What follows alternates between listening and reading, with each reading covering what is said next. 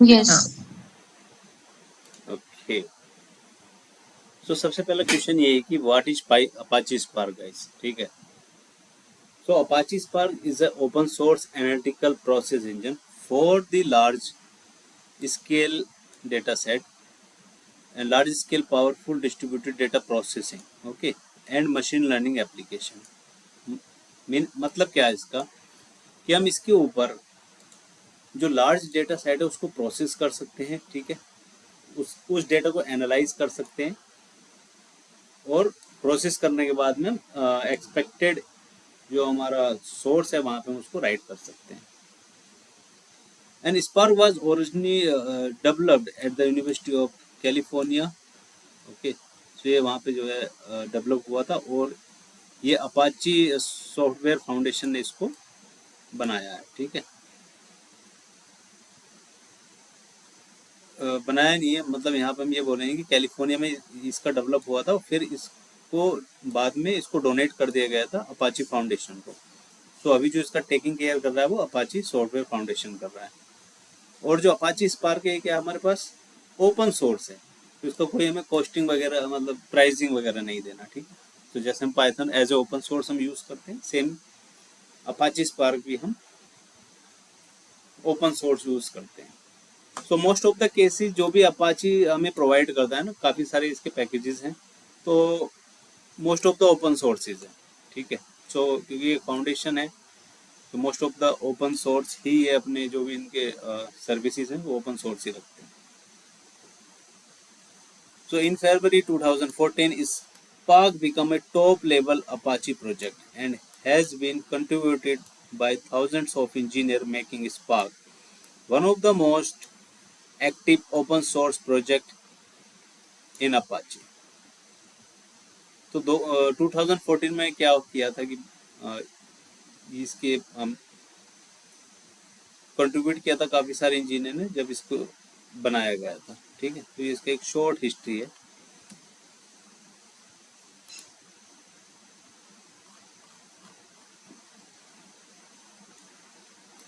नौ, अब हम अपाची में अपनी प्रोग्रामिंग करने वाले हैं। तो ये जो स्पार्क है ये कौन कौन सी लैंग्वेज सपोर्ट करता है, ठीक है। अभी जैसे हम पाइथन में अपना कोड लिख रहे हैं, तो हम उसको क्या बोल रहे हैं, उस पैकेज को पाई स्पार्क बोल रहे हैं, ठीक है। ऐसी जो स्पार्क है default interface for Scala and Java, मतलब इसका जो डिफॉल्ट इंटरफेस है आप जावा और स्केला के थ्रू आप इसमें प्रोग्रामिंग कर सकते हो, ठीक है। तो इसका डिफॉल्ट बने, इसके लिए कोई भी एपीआई की जरूरत नहीं है, डायरेक्टली हम स्केला और जावा के साथ में प्रोग्रामिंग करके भी अपना प्रोग्राम लिख सकते हैं। जब हम पाइथन के साथ में काम कर रहे हैं तो इसके एक एपीआई है, जो एपीआई स्पार्क के साथ में कनेक्ट करती है आपके कोड को।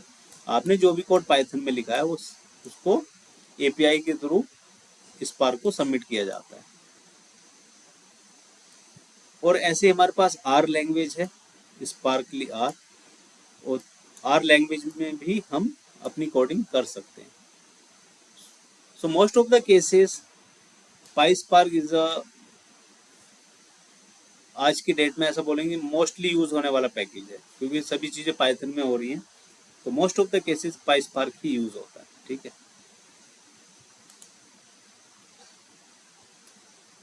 नाउ लेट्स नाउ अब बात करते हैं फीचर ऑफ अपाची स्पार्क, मतलब फीचर क्या है इसके अपाची स्पार्क के। तो सबसे पहला फीचर है क्या, ये इन मेमोरी कंप्यूटेशन करता है।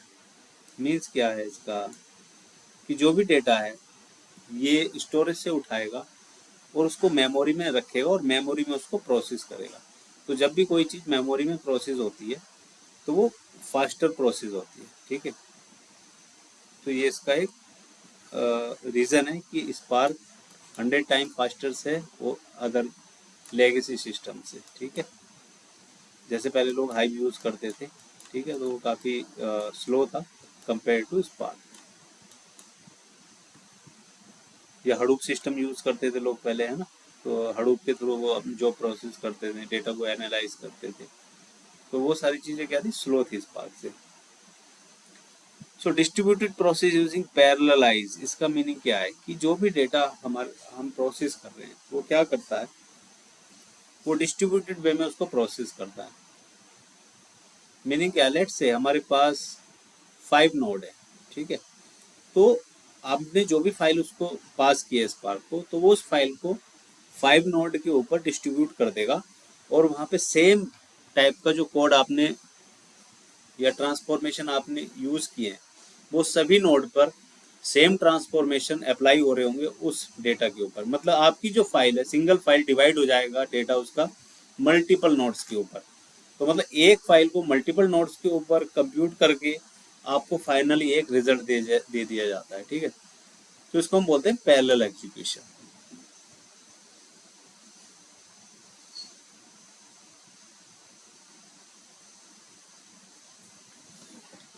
Now can be use with many cluster managers like spark, yarn and message. इसका मीनिंग क्या है कि यहाँ पे ये क्या है कि मास्टर एंड स्लेव आर्किटेक्चर है। मतलब क्या है इसका कि हमारे पास एक मास्टर है और यहाँ मल्टीपल नोड्स है मेरे पास, ठीक है। लेट्स से मैं कह रहा हूँ ये एक मेरे पास मास्टर है, वेट थोड़ा सा इसको समझा देते हैं। ये एक मेरे पास मास्टर है, देन इसके मल्टीपल नोड्स हैं, ठीक है। तो ये आपस में क्या है कि कनेक्ट रहते हैं, मेरे मास्टर इसके साथ कनेक्ट रहेगा। मास्टर के ये भी एक नोड है, मास्टर जिसको हम मास्टर बोल रहे हैं ये भी क्या है, एक नोड है, ठीक है। बट इसको हमने क्या बोला है, ये मास्टर है और ये आपके स्लैब है। स्लैब मतलब आपके नोड है। अब जब भी हम कोई भी प्रोग्राम लिखते हैं तो वो हम मास्टर को सबमिट करते हैं। हम मास्टर को बोलेंगे भाई ये मेरा प्रोग्राम है, इसको एग्जीक्यूट आप करवाइए।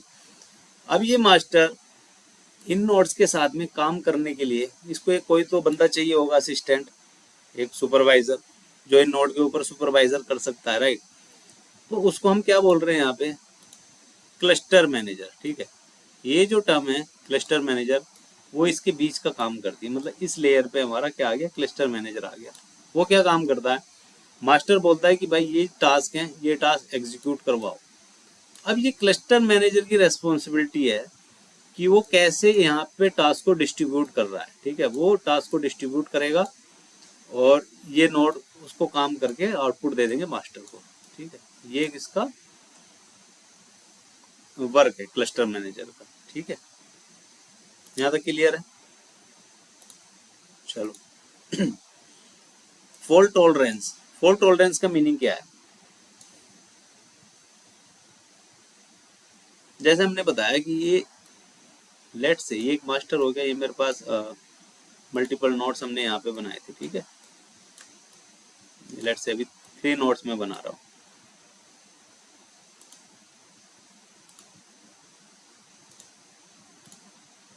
ये मेरे पास एक मास्टर हो गया, ठीक है। ये मेरे पास नोड हो गए, N for node, got it. अब आपने कोई एक प्रोग्राम सबमिट किया स्पार्क को, ठीक है, कि भाई ये मेरे पास एक फाइल है, इसके ऊपर ये ट्रांसफॉर्मेशन कीजिए। अब क्लस्टर मास्टर ने जो भी एप्लीकेशन था, जो भी उसने टास्क बनाए, वो टास्क किसको दे दिए, क्लस्टर मैनेजर को दे दिए, सीएम को। यहाँ पे सीएम आएगा बीच में, ठीक है, क्लस्टर मैनेजर। अब वो इनसे टास्क एग्जीक्यूट करा रहा है। लेट्स से यहाँ पे हम ऐसा एज्यूम करते हैं कि 300 रिकॉर्ड्स थे आपकी फाइल के अंदर, ठीक है। वो 300 रिकॉर्ड्स क्लस्टर मैनेजर ने क्या किया, डिस्ट्रीब्यूटेड वे में सभी को दे दिया कि 100 इसको दे दिया, 100 इसको दे दिया, 100 इसको दे दिया। अब लेट्स से ये जो मेरा लास्ट का नोड है, इस नोड में इशू आ जाता है, ये फेल हो जाता है।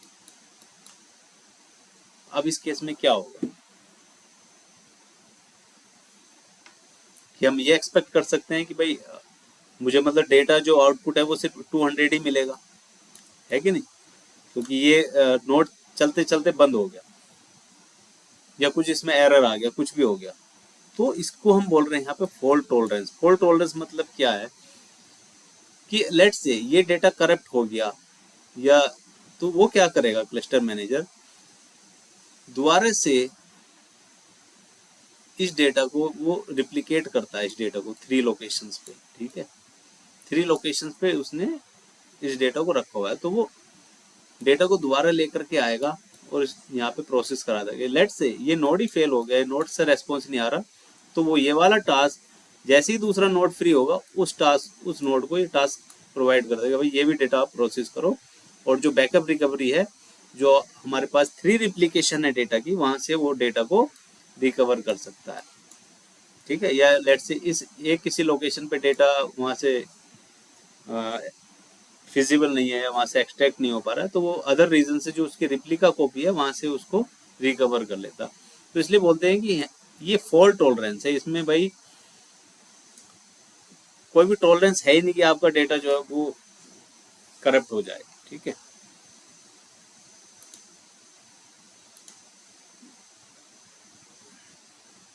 देन इम्यूटेबल है, मतलब क्या, आपने लेट से एक कोई भी डेटा फ्रेम या आरडीडी आपने क्रिएट कर दिया, तो उसको आप चेंज नहीं कर सकते उसके अंदर कुछ भी, ठीक है। जो आप डेटा फ्रेम बना रहे हो उसको आप चेंज नहीं कर सकते। आप क्या कर सकते हो, दूसरा डेटा फ्रेम बना सकते हो। मीन्स क्या, लेट्स से डीएफ, ये आपके पास डीएफ है ना, डीएफ के अंदर आपके लेट्स से कुछ भी कॉलम हो सकता है, एक्स वाई जेड, या आपने ट्रांसफॉर्मेशन किया है। तो इस डेटा फ्रेम से हम क्या बना रहे हैं, एक दूसरा डेटा फ्रेम बना रहे हैं, ये वाला, ठीक है। नेमिंग सेम है बट ये एक न्यू डेटा फ्रेम है। तो इसलिए बोल रहे ये इम्यूटेबल है, भाई डेटा फ्रेम को हम चेंज नहीं कर सकते, हम किसी न्यू वेरिएबल मतलब दूसरा डेटा फ्रेम बनाएंगे और उसमें हम उस डेटा को पास कर लेंगे, तो that call it's immutable. Now it's a lazy evaluation. Lazy evaluation मतलब क्या कि आपने लेट से कोई ट्रांसफॉर्मेशंस किए हैं, मतलब फिल्टर ऑपरेशन लगाया उसके अंदर, या कुछ इस आपने नल वैलिडेशन किया है उसके अंदर, है ना, या कुछ वैल्यू आपने ऑपरेटर से लगा करके उसमें कुछ वैल्यूज मॉडिफाई किए हैं ना। तो ये सारे जो आपने वर्क किया है एवोल्यूशन का, है ना, मतलब जो आपने ट्रांसफॉर्मेशन अप्लाई किए हैं, जब तक आप इसको एक्शन कमांड नहीं दोगे तो ये कोड आपका फिजिकली एग्जीक्यूट नहीं होगा। ये आपका प्लान बना देगा सारा कुछ, अच्छा ये मुझे ऐसे ऐसे प्रोसेस करना है, इतने टास्क बनेंगे और ठीक है, ये सारा प्रोसेस बना के रखेगा अपने पास, लेकिन उसको ये क्या एग्जीक्यूशन में नहीं डालेगा until you didn't give any action command. Action command means क्या, जैसे हमने उसमें पढ़ा था अभी किसके अंदर, पांडास के अंदर, डीएफ डॉट शो करते थे नाम, राइट। शो किस लिए करते थे, डेटा को देखने के लिए, राइट। तो जब तक आप ये एक्शन कमांड नहीं दोगे, लिखोगे अपने कोड में, ये इसको फिजिकली एग्जीक्यूट नहीं करेगा। तो इसलिए हम बोलते हैं इसको क्या, ये एक लेजी एवोल्यूशन है, ठीक है। सो अननेसेसरी आपका डेटा प्रोसेस नहीं करेगा अगर आपने ट्रांसफॉर्मेशन दिया। तो ऐसे ही हमारे पास मल्टीपल एक्शंस कमांड है, वो हम देखेंगे आगे, ठीक है। Cache and persist. Cache and persist का क्या कंसेप्ट वो है यहाँ पे कि हम डेटा को कैशे भी करा सकते हैं। लेट से कोई डेटा हमने प्रोसेस कर रहे हैं उसको, और वो डेटा अपने को क्या बार बार लगने वाला है प्रोसेसिंग के दौरान, ठीक है। लेट से कोई एक स्मॉल फाइल है मेरे पास, और उस फाइल के अंदर कुछ लाइक बहुत छोटा सा डेटा है ना, और यहाँ पे मेरे पास मल्टीपल फाइल्स है, मतलब थाउजेंड्स ऑफ फाइल है, और इन थाउजेंड्स ऑफ फाइल के साथ में मुझे ये जो डेटा है, यानी स्मॉल फाइल का जो डेटा है, वो मुझे इन सभी के साथ में लगने वाला है, मतलब ज्वाइन करने के लिए। तो मैं क्या कर सकता हूँ, इस डेटा को, जो स्मॉल डेटा है, उसको मैं कैसे कर सकता हूँ मेमोरी के अंदर, ठीक है। तो सभी नोड के पास ये डेटा मेरा अवेलेबल रहेगा, और जैसे ही उस नोड के पास कोई भी न्यू डेटा भेजा जाएगा ज्वाइनिंग परफॉर्म करने के लिए, तो ऑलरेडी उसके पास डेटा है, ठीक है, तो उसको वो दोबारा बार बार फैच करने की रिक्वायरमेंट नहीं है वहाँ पे। तो ये क्या होगा, इससे मेरा फास्टर हो जाता है प्रोसेस, ज्वाइनिंग और अदर जो भी मेरे वाई ट्रांसफॉर्मेशन है, ठीक है।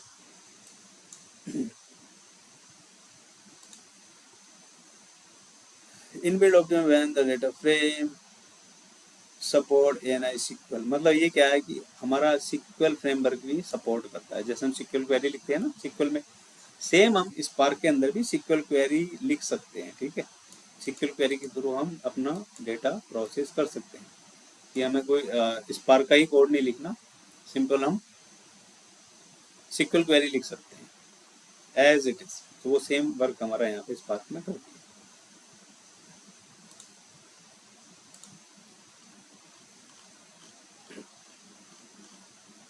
अब देखो एडवांटेज हम इसका देखते हैं, क्या एडवांटेज है हमारे स्पार्क के। तो spark general purpose in memory fault tolerance distributed processing engine that allow you to process data efficiently in a distributed fashion। तो ये सारी चीज हमने वन बाई वन करके अभी ऊपर पढ़ी, ठीक है। तो भाई ये सारी हमें इसके एडवांटेज है, ठीक है। इन मेमोरी हो रहा है हमारा डेटा प्रोसेस तो बहुत फास्टर है। फॉल्ट टॉलरेंस है, मतलब डेटा करप्ट नहीं हो सकता हमारा। डिस्ट्रीब्यूटेड प्रोसेसिंग हो रहा है, मतलब भाई पैरेलल प्रोसेसिंग हो रहा है हमारा डेटा, है ना। जितने भी नोड्स हैं उनके ऊपर सबके में एक साथ मेरा डेटा प्रोसेस हो रहा है। तो that allow you to process data efficiently, मतलब बहुत फास्ट और इफिशिएंटली अपना डेटा यहाँ पे प्रोसेस होता है। Application running on Spark are 100x faster than the traditional system, ठीक है। तो ये यहाँ पे बात हो रही है 100 टाइम्स ये फास्टर क्वेरी करता है। You will get a great benefit from using Spark for data ingestion pipeline। कि जब हम पाइपलाइन कोई क्रिएट करते हैं, ठीक है, तो वहाँ पे हमें इसका बहुत अच्छा बेनिफिट है कि बल्क ऑफ डेटा, मतलब जब भी हम बैच डेटा प्रोसेसिंग की बात करते हैं और वहाँ पे हमारे पास बल्क में डेटा आ रहा है, तो वहाँ पे स्पार्क बहुत अच्छा रोल प्ले करता है। Using Spark we can process data from Hadoop, AWS S3 bucket, Databricks, Azure Blob Storage and many file system। मतलब जो भी हमारे पास क्लाउड सर्विसेज हैं like AWS, Databricks, Azure, GCP, है ना, यहाँ से हम डायरेक्टली डेटा उठा मतलब फैच कर सकते हैं और उस डेटा को प्रोसेस कर सकते हैं। ये बात हो रही है। या किसका ऑन प्रीमाइसिस सिस्टम है और वहाँ पे वो HDFS फॉर्मेट फॉलो कर रहा है, तो वहां से HDFS को भी हम कनेक्ट कर सकते हैं स्पार्क के साथ में और directly as a source we can use. Now Spark also use to process real time data using streaming and Kafka. ये इंपॉर्टेंट पॉइंट है। ये अभी हमने बात करी सर, आप बोल रहे थे कि स्पार्क बैच के लिए बहुत सुटेबल है ना, बल्क ऑफ डेटा हम लोग प्रोसेस कर सकते हैं। बट ऐसा कोई सिनेरियो है आपके पास कि आपके पास स्ट्रीमिंग डेटा आ रहा है, ठीक है, वो स्ट्रीमिंग डेटा इतना फास्ट है, हम कह सकते हैं कि in a single second we are receiving thousands of records, okay. तो in that case we can use the Spark as well for the streaming data, ठीक है, with the help of Kafka. जैसे हमारे पास जिस में पबसब एक service रहती है जो कि मैसेज को रीड करती है ना, रीड करके वो मैसेज हमें आगे प्रोवाइड करती है, तो सेम एज काफका है। तो काफका के थ्रू किसी भी हम एपीआई पॉइंट को रीड करते हैं और वहाँ से डेटा वो उसको स्टोर करता है अपने पास में, लाइक जितना भी टाइम हम उसको लिमिटेशन करते हैं कि भाई let's say in the pipeline, मेरी पाइपलाइन में कुछ एरर है ना, ऐसा समझते हैं इसको। ये मेरे पास पाइपलाइन है ना, पाइपलाइन यानी ETL है ये, और ये मेरे पास काफका टॉपिक है, ठीक है, ये काफका है। और ये कोई मेरा एंड पॉइंट है, एंड पॉइंट ऐसा बोल सकते हैं, ये एक वेब का एंड पॉइंट है जहाँ से मुझे डेटा रिट्राइव हो रहा है एवरी सेकेंड। अब लेट्स से मेरी पाइपलाइन फेल कर जाती है, यहाँ पे ये फेल हो गई, मुझे इसको डिबग करने में टाइम लगेगा, लेट्स से 1 डे भी लग सकता है, 1 आवर भी लग सकता है और 1 मिनट भी लग सकता है ना। सो मुझे क्या करना है भाई, ये जो मैसेज मेरे पास आ रहे हैं कि भाई एक लेट से मुझे 1 आवर लग गया इसको फिक्स करने में पाइपलाइन के इश्यू, तो ये जो 1 आवर तक जो मेरे पास डेटा यहाँ से रिट्रीव हुआ है इस एंड पॉइंट से, इसका क्या होगा, ये तो भाई मिस हो गया नहीं। इस काफका टॉपिक में हमारे पास फैसिलिटी रहती है कि ये डेटा हम कितने टाइम तक यहाँ पे स्टोर कर सकते हैं, कि 7 days retention period, 1 day retention period and 30 days retention period. Means क्या, इफ ये डेटा अगर आगे कंज्यूम नहीं हो रहा है तो ये डेटा यहाँ पे स्टोर करेगा, और देन जैसी हमारी पाइपलाइन रिज्यूम होती है तो ये डेटा यहाँ से रिसीव कर सकता है। ठीक है, use now using Spark Streaming you can also streaming file from the file system and also stream from the socket।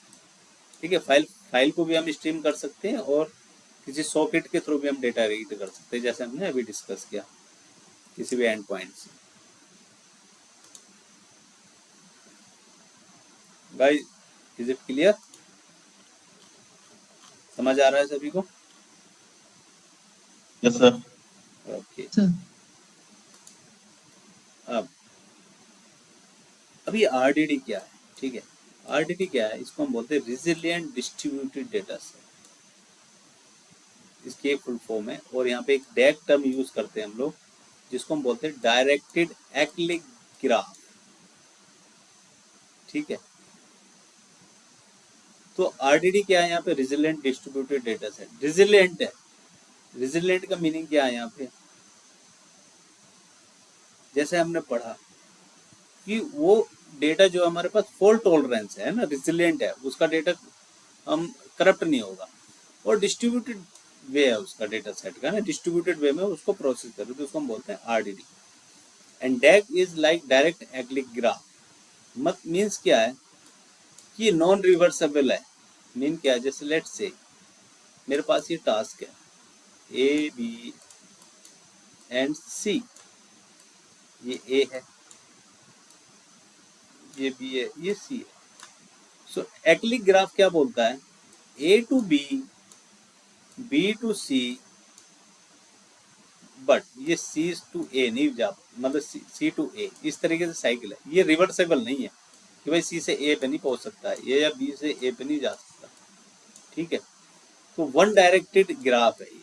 ठीक है, एक बार जो सीक्वेंस डिफाइन हो गया, उसी सीक्वेंस में आपका प्रोसेस होगा।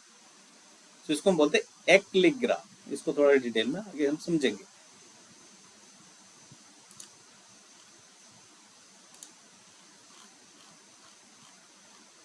थोड़ा सा एक HDFS की पिक्चर हम समझ लेते हैं कि HDFS क्या है ना। जब हम इस बात की बात करते हैं तो HDFS क्या है? तो HDFS is a Hadoop distributed file system. मतलब क्या, इसको थोड़ा सा एक समझ लेते हैं ना बेसिक से। पहले क्या होता था, हमारे पास क्लाउड वगैरह तो थे नहीं। ठीक है, हमारे पास मल्टीपल नोड्स रहते थे, सर्वर जिसको हम बोलते थे ना। वो सर्वर क्या है? एक किसी सर्वर के पास लेट से ये मल्टीपल नोड्स हैं, है ना। मैंने लेट से यहाँ पे 3 नोड्स डिफाइन कर दिए और इसको मैंने एक सर्वर के साथ में कनेक्ट कर दिया। ठीक है, तो इसको हम सर्वर बोलते थे। अब यहाँ पे 3 है, तो ऐसा हो सकता है कि 100, 200 इस तरह से वहाँ पे नोड्स हो सकते हैं किसी भी सर्वर के पास। तो जो भी पहले बैंकिंग डेटा है या इस तरह की जो भी सर्विसेज थी जहाँ पे डेटा कंज्यूम होता था, तो अपने खुद के सर्वर पहले लॉन्च करते थे। अभी तो क्लाउड आ गया तो सारी चीज़ें क्लाउड पर मूव होने लगी धीरे धीरे। सो यहाँ पे क्या था, पहले लेट से मेरे पास कोई डेटा है, किसी सर्वर का डेटा है बैंक के पास। ये ऐसा समझते हैं, छोटा सा एग्जांपल लेते हैं बैंक का ही, है ना। ये एक कोई सिटी है ना, इसको समझ लेते हैं दिल्ली सिटी है। ये दिल्ली सिटी के जो भी SBI बैंक ले लेते हैं यहाँ पे, है ना। SBI बैंक का जो डेटा है ये उसका सर्वर है, और ये जो डेटा है दिल्ली का, ये पर्टिकुलर लेट से हम ऐसा अज्यूम करते हैं कि इस पर्टिकुलर नोड में रखा हुआ है, नोड 3 में। ठीक है, इसको हम 3 लिख देते हैं, है ना, थर्ड। ये नोड 2, ये नोड 1 हो गया मेरे पास। ठीक है, तो नोड 3 में मेरे पास क्या है? दिल्ली का डेटा है, SBI बैंक का जो भी कस्टमर्स है उनका डेटा। लेट्स ऐसा हो सकता है कि इन फ्यूचर ये नोड फेल हो जाए, ये डेटा करप्ट हो जाए, तो बैंक के पास तो डेटा गायब हो जाएगा। Are you getting my point? तो उस केस में हमारे पास क्या आया फिर? HDFS। HDFS क्या? Distributed file system. We all know that Hadoop use distributed storage as well distributed processing. मतलब दोनों यूज करता है, ये डिस्ट्रीब्यूटेड स्टोरेज भी यूज करता है और डिस्ट्रीब्यूटेड प्रोसेसिंग भी। तो डिस्ट्रीब्यूटेड प्रोसेसिंग तो हमने समझ ली कि भाई पैरेलली जो है मल्टीपल नोड्स में हमारा डेटा प्रोसेस हो रहा है। In Hadoop place where all the data is stored can be called as HDFS, है ना, जहाँ इसको हम इसकी डेफिनेशन होगी। अब इसके अंदर की बात समझते हैं। तो HDFS क्या काम कर रहा था, जो भी ये डेटा है ना, इस डेटा को वो क्या करता है, 3 टाइम्स रिप्लिकेट करता है अदर डिफरेंट नोड्स के ऊपर। ठीक है, ये सेम डेटा है, एक रिप्लिका यहाँ इसकी, सेकंड रिप्लिका इस सेकंड नोड पे हो गई और ये रिप्लिका इसकी फर्स्ट नोड पे हो गई। लेट्स से ये जब डेटा कंज्यूम हो रहा है यूजर के पास में, है ना, यहाँ पे कोई यूजर है या इस डेटा को हम प्रोसेस कर रहे हैं, उस समय ये फेल हो जाता है नोड, डेटा मेरा यहाँ से फैच ही नहीं हो पाता है जब मैं इस पार के थ्रू इसको प्रोसेस कर रहा हूँ। सो एट द सेम टाइम क्या होगा, HDFS जो सेकंड रिप्लिका है इसकी डेटा की, वो वहां से डेटा मूव हो जाएगा। सो इसलिए हम बोलते हैं इसको फॉल्ट टॉलरेंस। ठीक है, हडूप डिस्ट्रीब्यूटेड वे में डेटा को स्टोर करना कि, और फिर से जैसे ये नोड रिपेयर होगा, लेट से ये नोड ही फेल हो गया, तो फिर वो ऑटोमेटिकली इस डेटा की अदर एक थर्ड रिप्लिका किसी और नोड पे बना देगा जहां भी उसको अवेलेबिलिटी मिलेगी। So like this Hadoop work. Next part में चलते हैं, फाइल ब्लॉक। अब ये फाइल ब्लॉक क्या है, ठीक है, अब इसको हम ऐसा समझते हैं, लेट्स से मेरे पास ये एक सिंगल नोड है, ठीक है। सो हडूप क्या करता है, जो भी आपकी मेमोरी है, जो भी आपकी नोड की मेमोरी है, उसको वो ब्लॉक में डिवाइड करता है। ठीक है, ब्लॉक मीन्स क्या, लेट्स से मैंने यहाँ पे ब्लॉक्स बना दिए, ठीक है, ये ब्लॉक हो गया, ब्लॉक 1 2 3 4, है ना, ये लेट्स से फर्स्ट रैक होगी, ये सेकंड रैक होगी, ये थर्ड रैक, ये फोर्थ रैक, ये फिफ्थ रैक, ये रैक होगी मेरे पास। फर्स्ट रैक का जो फर्स्ट ब्लॉक है वो ये वाला हो गया मेरे पास, सेकंड ब्लॉक ये है, थर्ड ब्लॉक ये है। अब ये जो बात हो रही है, हडूप डिवाइड्स डेटा इन 128 MB ब्लॉक।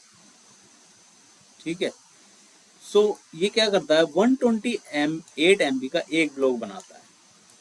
जैसी कोई फाइल आई, लेट्स से मेरे पास इसको ऐसा बोलते हैं कि 200, है ना, लेट्स से 200 MB की मेरे पास कोई फाइल है, वो इसको कैसे सेव करेगा, तो हडूप क्या करेगा इस केस में, 128 MB वो फर्स्ट ब्लॉक में डाल देगा और बाकी की जो रेस्ट डेटा है वो सेकंड ब्लॉक में डाल देगा यहाँ पे। ठीक है, यानी कि 72 MB डेटा यहाँ पे मेरा पहुंच जाएगा, 72 MB, और बाकी 128 MB यहाँ। तो इस तरीके से हडूप जब हम कॉन्फ़िगर करते हैं सिस्टम के ऊपर, तो इस तरीके से वो हमारी मेमोरी को इस तरीके से अपने अंदर कैलकुलेट करता है। ठीक है, तो थोड़ा सा आपकी जानकारी के लिए मैं बता दूं, हडूप 1 में ये ब्लॉक 64 MB का होता था। ठीक है, लेकिन जब हडूप 2 आया तो इस ब्लॉक को इन्होंने 128 MB का यहाँ पे कर दिया।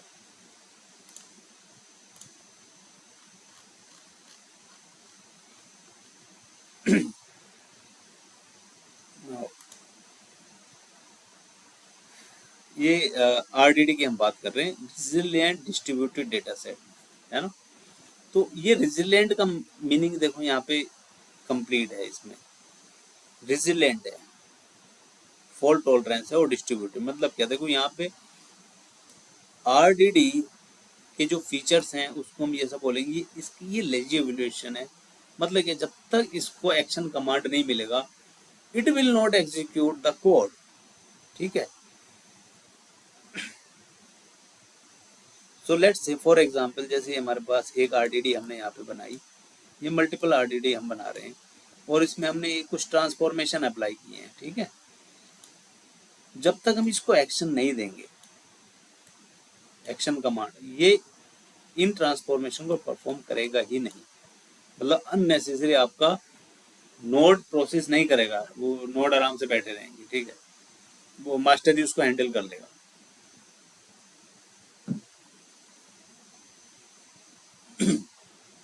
इसको समझेंगे अभी थोड़ा सा हम।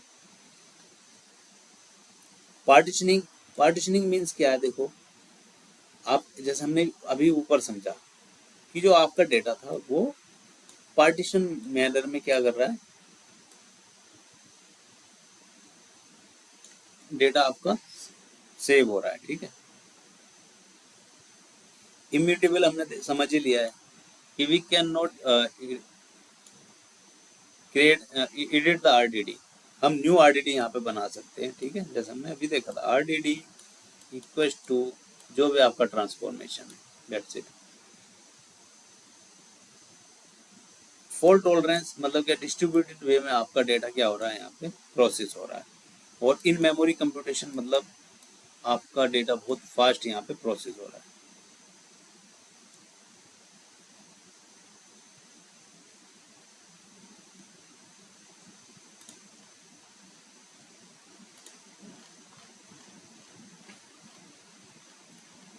ठीक है,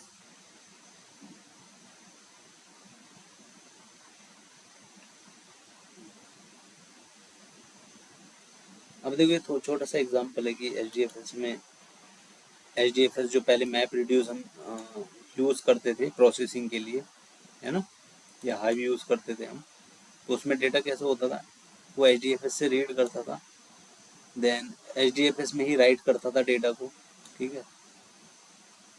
मतलब आपका जो डिस्क थी उसी में आपका डेटा प्रोसेस होता था, बट यहाँ पे क्या हुआ, स्पार्क में डेटा आपका रीड हो रहा है आपकी डिस्क से, देन प्रोसेस हो रहा है वो आपकी रैम में, ठीक है, मेमोरी में, and then again that data writing into the disk, but before it was processing in the disk, so इसलिए ये 100 times faster है। Got it? तो जैसे मैप रिड्यूस यहाँ बोल रहे, तो मैप रिड्यूस क्या है, पहले जैसे आज की डेट में स्पार्क है, तो पहले ये एक मैप रिड्यूस हुआ करता, ठीक।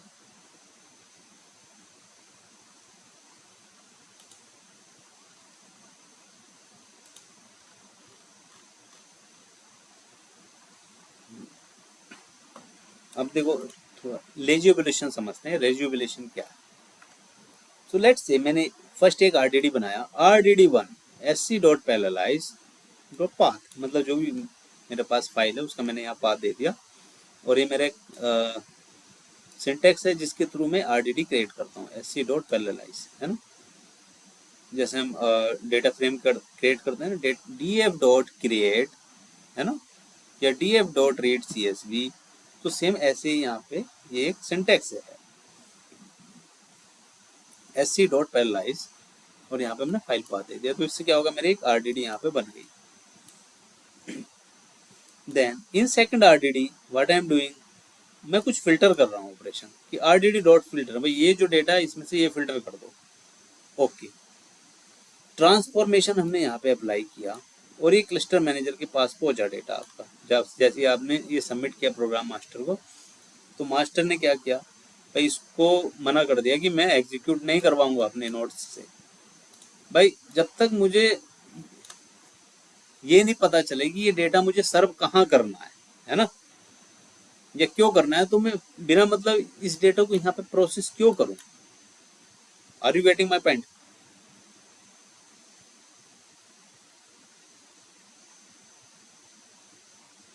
जब तक आपको टारगेट ही ना पता चले कि भाई क्यों करना है, तो भाई ये नहीं करेगा, भाई मुझे पहले बता दो करना क्या है, फाइनल एक्शन बताओ। अब कोई आपसे ऐसा बोले कि भाई खाना बना दो, जैसे हमें कोई वो करते हैं ना, कोई फंक्शन होता है तो हम उसको बोलते हैं, जो हलवाई वगैरह घर पे आते हैं, भाई खाना बना दो, जब तक आप ये नहीं बताओगे किसके लिए बनाना है, कितना बनाना है, क्यों बनाना है, तो वो कैसे बना देगा, है ना। तो सेम बात यहाँ क्लस्टर मैनेजर यहाँ बोल रहा है कि भाई जब तक आप मुझे एक्शन कमांड नहीं दोगे, मैं नहीं करने वाला है, कि मैं फ्री रखूंगा अपने नोट्स को। लेकिन जैसे ही आपने RDD dot take two, take मतलब क्या, कि जो भी डेटा है उसमें से 2 रोज आप कलेक्ट कर लो, देन ये जो भी ट्रांसफॉर्मेशन है ये अब क्लस्टर मैनेजर नोट्स के पास डेटा भेजेगा, और वहां से पूरा आउटपुट लेकर के ये जो एक्शन है ये परफॉर्म करा देगा। सो ये यहाँ पे बात हो रही है लेजी एवोल्यूशन की।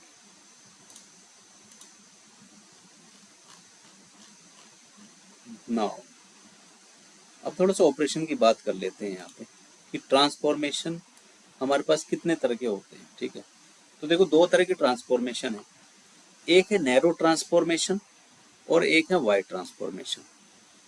अब नैरो का मतलब क्या है कि अब देखो यहाँ पे क्या हो रहा है, जो डेटा है मेरे पास मल्टीपल नोड्स के ऊपर प्रोसेस हो रहा है, राइट। यहाँ पे अब हम ऐसा नहीं बोल रहे कि ये पाइथन चल रहा है कि सिंगल मतलब एक ही सिस्टम में सारा काम हो रहा है। ठीक है, यहाँ पे अब चीजें चेंज हो गई हैं। 1 ओके, ये 2, ये 3 नोड्स है मेरे पास, राइट। अब मैं बोल रहा हूँ कि यहाँ पे लेट्स से 100 रोज मेरा यहाँ पे है, 100 यहाँ पे है और 100 यहाँ पे है ना। और जो मेरे पास फाइल थी उसमें कितने थे, 300 रिकॉर्ड्स थे, मैं ऐसा मान रहा हूँ।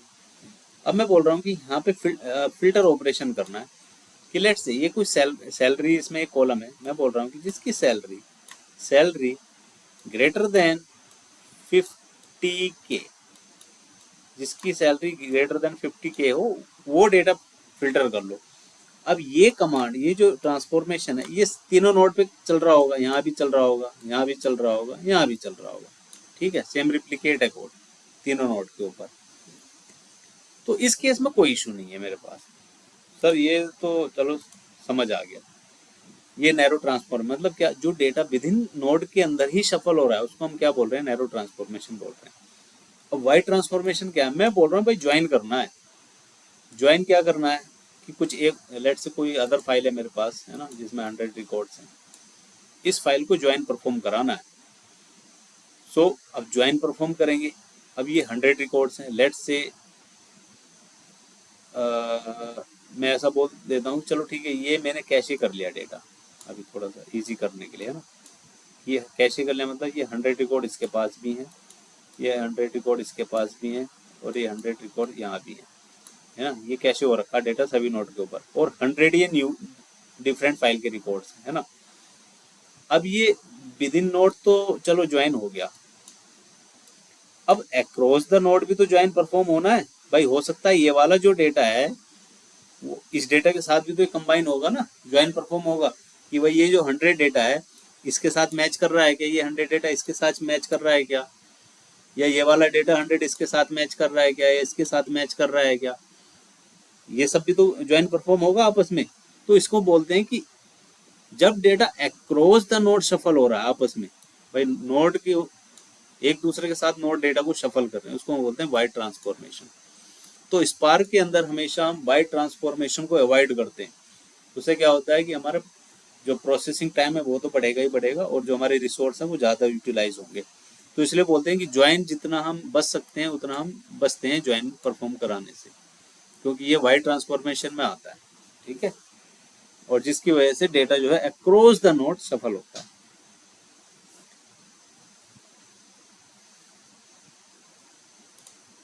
Are you getting my point, guys? Is it clear to everyone? Yes, sir. Good. अब देखो एक छोटा सा एग्जांपल मैंने वाइड और नॉर्मल ट्रांसफॉर्मेशन का यहाँ पे लिया है। एक मैप है, मैप क्या कर रहा है, एक ये नैरो ट्रांसफॉर्मेशन है। मैप मतलब क्या है, यहाँ पे जो भी डेटा है उसको मैप कर रहा है। जस्ट लेट्स से यहाँ पे P1 है तो उसको P1 दे दिया उसने, P है तो P2, P3 है तो P3, P4 है तो P4, है ना। और ये मेरे पास कुछ नोट्स है, ठीक है, डेटा है इस तरह का। नाउ जब मैं बोल रहा हूँ रिड्यूस बाय की, मतलब इसको रिड्यूस करो। अब P1, P2, P3, P4 ये जो मेरे पास नोड्स है वो क्या करेगा, आपस में डेटा शफल करेगा उसको रिड्यूस करने के लिए, है ना। कि लेट्स ये मैपिंग डेटा है आपके पास, जैसे डिक्शनरी टाइप डेटा है। सो 100 डेटा एक नोड के पास है, 100 डेटा एक नोड के पास है और 100 एक के पास है। तो ऐसा हो सकता है कि एप्पल, मैं ऐसा बोल रहा हूँ कि एप्पल क्या है, एप्पल इक्वल्स टू मैंने कुछ ऐसा दे दिया 1, बनाने को टू 2, है ना, मैंने नंबरिंग ऐसे दी हुई है। तो ऐसा हो सकता है कि सेम की मेरे किसी दूसरी डेटा में भी हो, राइट। तो उसको रिड्यूस करने के लिए कि एप्पल कितने टाइम मेरे पास डेटा में है, तो उसको वो रिड्यूस करेगा, राइट, रिड्यूस बाई की। तो उसको क्या बोलेगा वो, फॉर एग्जाम्पल ऐसा बोल सकते हैं, A:1 B:2, ऐसा हम डिक्शनरी डेटा पास करते हैं ना। फिर A:2 ऐसा डेटा है मेरे पास, है ना। अब लेट्स ये वाला डेटा एक नोड के पास है और ये दूसरा डेटा किसी दूसरे नोड के पास है। अब जब हम इसमें रिड्यूस बाई की चला रहे हैं कि भाई रिड्यूस करो की के भी आप पर, की को रिड्यूस कर दो, सिंपल फंडा ये समझो। तो की को रिड्यूस कैसे करेगा, ओके भाई ये दो की एक जैसी हैं, ए, ठीक है। अब ए को इसने ऐसे लिखा और इसको रिड्यूस कर दिया भाई 2 + 1 कितना हो गया 3, और बी हो गया कितना, बी एक ही बार है तो बी = 2। तो इसने क्या किया, इसको रिड्यूस कर दिया की के बिहाफ पर।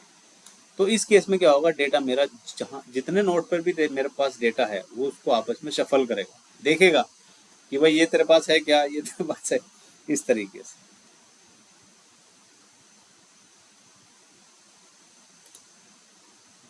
हाँ,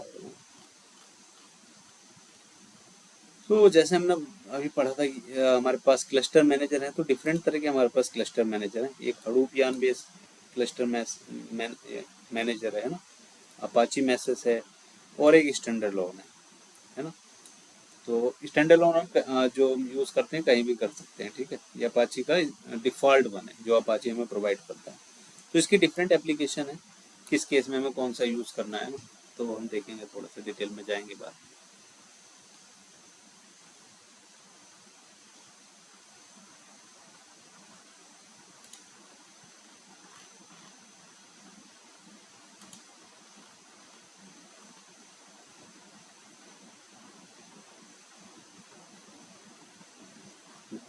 ठीक है, तो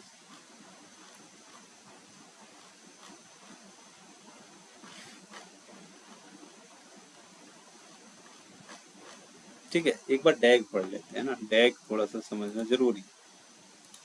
डायरेक्ट एसाइक्लिक ग्राफ, है ना, इसको हम डायरेक्ट एसाइक्लिक ग्राफ बोलते हैं। तो ये मेरे पास क्या है, इसको मास्टर समझ सकते हैं, है ना। मास्टर के पास जैसे ही मैंने अपना कोई भी एक, जैसे आपने स्टार्ट दबाया ना कि रन करो स्क्रिप्ट, तो रन करो स्क्रिप्ट मतलब क्या, वो स्क्रिप्ट आपकी मास्टर के पास सबमिट हो गई। अब वो क्या करेगा, डैग पहले ये डिफाइन करेगा, ओके भाई ये जो एप्लीकेशन आई है मेरे पास, इसमें क्या करना है मुझे, ठीक है। मुझे इन्होंने बोला है कि 2 RDD बनाओ, ठीक है। ये 2 RDDs में इन्होंने डेटा कर लिया, मतलब ये फाइल 1 का डेटा है और ये फाइल 2 का डेटा है, ठीक है। तो इन दोनों टास्क को मैं पैरेलली एग्जीक्यूट करा सकता हूँ, मतलब इसकी कोई डिपेंडेंसी नहीं है कि RDD1, क्योंकि मेरी फाइल 1 यहाँ पे आ रही है, फाइल 2 यहाँ आ रही है, तो इनकी कोई डिपेंडेंसी नहीं है कि भाई पहले फाइल 1 ही रीड हो या फाइल 2 रीड हो, राइट। तो ये दोनों टास्क पैरेलली एग्जीक्यूट हो सकते हैं, तो इसने इसको एक सीक्वेंस में रख दिया। देन RDD3 में ऐसा हो सकता है कि हम इस दोनों डेटा को ज्वाइन करा रहे हैं, तो इसने क्या लिखा फिर, RDD3 मतलब दोनों एरो एक साथ कर दिए कि भाई अब डिपेंडेंसी आ गई, अब मैं पैरेलल इनको एग्जीक्यूट नहीं कर सकता इन दो पार्ट को। तो इसने RDD3 बनाया। फिर हो सकता है इस डेटा के ऊपर हम कोई फिल्टर ऑपरेशन कर रहे हो, या फिर हो सकता है हम कोई एक ये हमने एक्शन कमांड दी हो यहाँ पे। तो इस तरीके से इसने एक एसाइक्लिक ग्राफ बना दिया। मतलब क्या, मैंने क्या बोला, ये कोई रिटर्न नहीं हो सकता वापस ऊपर, इसका जो एरो एक बार डिफाइन हो गया वो एसाइक्लिक में हो गया, ठीक है, इसको बोलते हैं एसाइक्लिक। तो यहाँ पे अपने को क्या मिल गया, एक प्लान मिल गया कि भाई इस तरीके से मास्टर ने उसका प्लान सेट कर दिया कि ये सारी चीजें हैं, और जिसकी डिपेंडेंसी जैसे उसने अकॉर्डिंगली उसका प्लान रेडी कर लिया। देन अब ये जो चीजें हैं इसको ये टास्क में कन्वर्ट करेगा, ठीक है, कि भाई टास्क 1 में, ठीक है, ये वाला परफॉर्म करो, टास्क 2 में ये वाला परफॉर्म कर लो, टास्क 3 में ये परफॉर्म कराओ, टास्क 4 में ये, और इसमें ये, ठीक है। अब नेक्स्ट मूव करते हैं, तो ये सारे हमारे टास्क यहाँ तक बन गए।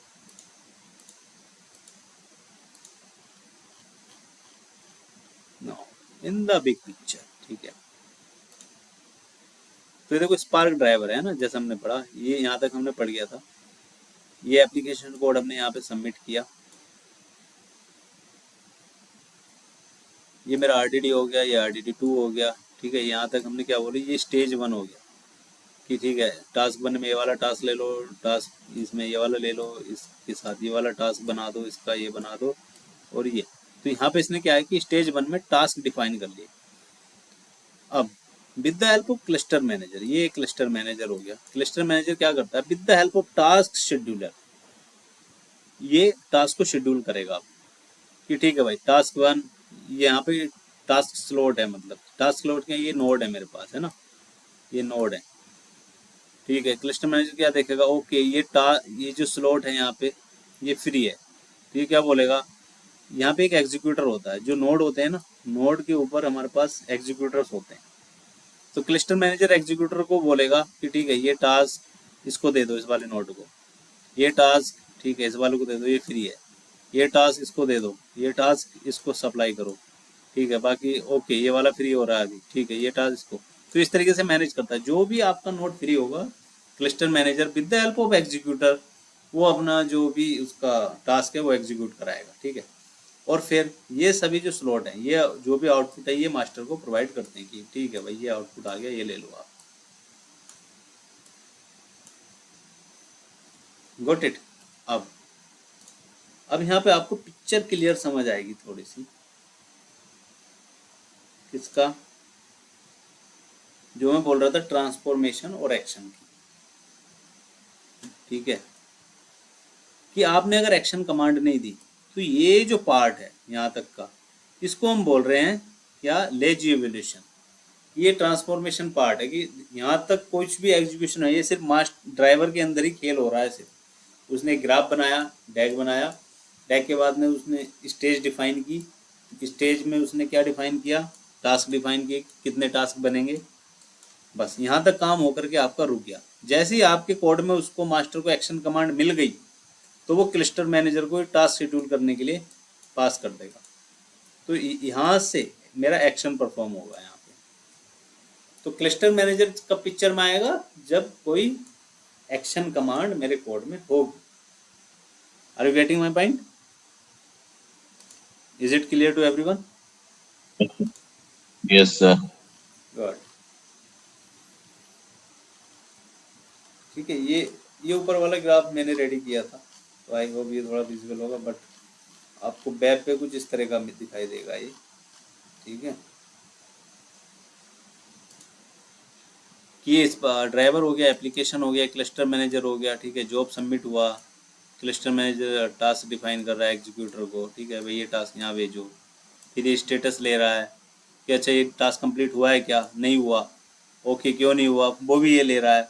अच्छा ये फेल कर गया, टाइम एक्स्ट्रा ले रहा है, ओके ठीक है, समझ, मतलब क्लस्टर मैनेजर को रिपोर्टिंग हो रही है एवरी वर्कर की। अब इसके बाद में क्या होगा, लेट्स ये फेल हो गया, तो क्लस्टर मैनेजर को तुरंत पता चल जाएगा भाई ये नोड फेल हो गया। अब वो क्या करेगा, जो टास्क इसने इसको डिफाइन किया था, ये वाला है ना, उसको क्या पता चला कि ये टास्क भाई फेल हो गया इस वाले नोड पे। अब जैसे वो देखेगा भाई ओके ये वाला नोड मेरा दूसरा वर्कर कोई फ्री हो रहा, तो इस टास्क को वो दूसरे नोड के पास भेज देगा दोबारा से रीप्रोसेस करने के लिए, जो भी फ्री होगा। तो इसको बोलते हैं फॉल्ट टॉलरेंस, ठीक है ना।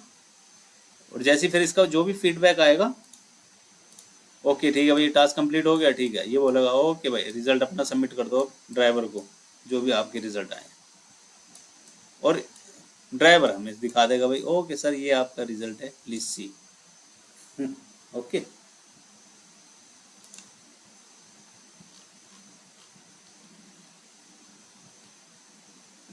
ये थोड़ा ये स्पार्क मतलब कहाँ कहाँ हम यूज़ कर सकते हैं, क्या यूज़ केसेस हो सकते हैं स्पार्क के, है ना, तो वो यहाँ पे थोड़ा सा मैंने दिखाया है। स्ट्रीमिंग पर्पस हमने बात कर ही ली थी, ठीक है। ETL हम वर्क करेंगे, मशीन लर्निंग पार्ट में हम वर्क कर सकते हैं, एनालिसिस पार्ट हम कर सकते हैं, ग्राफिकल प्रोसेस हम कर सकते हैं, ठीक है, डेटा लेक हम, तो ये सारे फीचर्स हैं। और कौन कौन सी सर्विसेज के साथ में हम स्पार्क के साथ काम कर सकते हैं, जैसे फिलिंग बताया, स्ट्रॉम बताया ना, टैलेंट बताया, ओरेकल, मैप रेडियोस, एसटीओ, सेस, जुपिटर, पांडास, टेबलू, रेडास, मतलब देखो कितना यहाँ पे वास्ट है इसका स्पार्क।